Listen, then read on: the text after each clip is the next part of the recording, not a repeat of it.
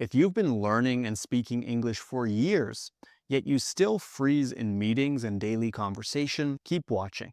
My name is Michael Anton. I'm the founder of English at the Ready, and our focus is helping professionals who live and work in English improve their communication skills. If you've been learning English for 10 or 15 years, you are not a beginner. You're very likely at the intermediate or advanced level, but a lot of the advice and tips you'll receive online are geared to beginners. That's why today's video is for you if you're a professional who's been learning English for 5, 10, even 15 years, yet you still feel stuck. By the end of the video, I'm going to give you a simple 3-step strategy you can use to stop feeling stuck in English. First of all, imagine this. You're in a room and 2 native speakers start talking to each other at full speed. One makes a joke and the other one laughs.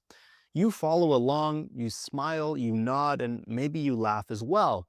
But in your head, you know you could have never made the same joke in the same natural way a native speaker would. There's a difference between understanding English and using English in real time. Understanding English is the skill you've spent 10, 15, 20 years building. It's reading, writing, and listening. Using English in real time is a totally different skill. Producing the right phrase at the right speed at the right time with a real human waiting for you to finish your sentence. As an advanced student, the standard advice doesn't actually apply to you. Just practice more. You probably already practice. You probably already speak English every day. Doing more of the wrong thing won't actually help you. Watching movies and shows also won't necessarily help you. You're just reinforcing a skill you already have.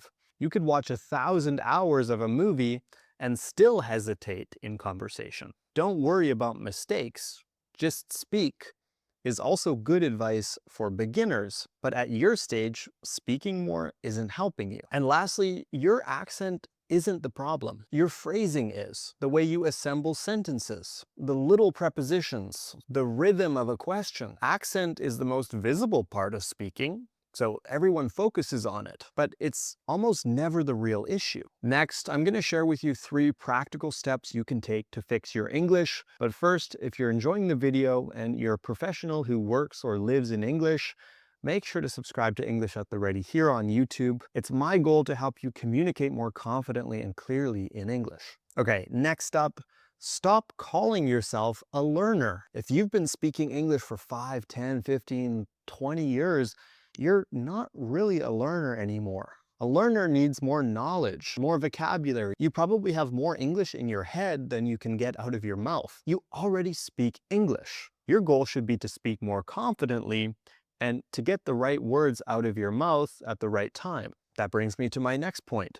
You need to train your response times to be quicker. This is a skill, and it's a skill you can acquire. There's a simple exercise you can use to test this. Look around the room and point at a random object. Are you able to identify that object within 1 to 2 seconds? Are you able to say the word out loud in English without thinking about it? If you aren't, then you need to work on your response times. You can also do this in a workplace setting. Think about all the phrases and questions you might encounter on a day-to-day basis at work. For example, if your colleague comes up to you and asks you, "Did you get up to anything this weekend?" How could you respond to that? Do you have a response ready to go, or do you have to think about it? Or let's say your boss drops a last-minute task on you before the end of the day. Do you have a response to that? Is that a situation you've prepared yourself for? Now, you might be thinking, Michael, I'm not an actor. I shouldn't memorize lines. Well, yes, you should. I'm sure you have a default response to basic questions like, how are you? How old are you? What's your name? So why wouldn't you have a default response to more difficult questions? By preparing your responses in advance, you reduce decision fatigue in the moment. So when somebody asks you the question, you don't actually have to think about it. You have it ready to go. It comes out of your mouth naturally, and you don't feel pressured to find the words in that moment. The good news is you don't have to memorize every single possible situation.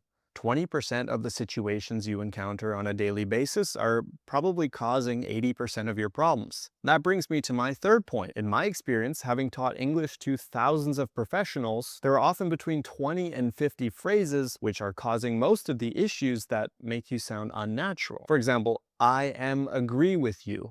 That's a common one. We say I agree, not I am agree, but I agree.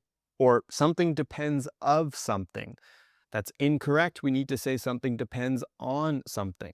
These phrases are so common, so if you use them incorrectly, they will make your English sound unnatural. We're not going to go over this in today's video, but if you'd like me to make a video on this topic in the future, let me know in the comments.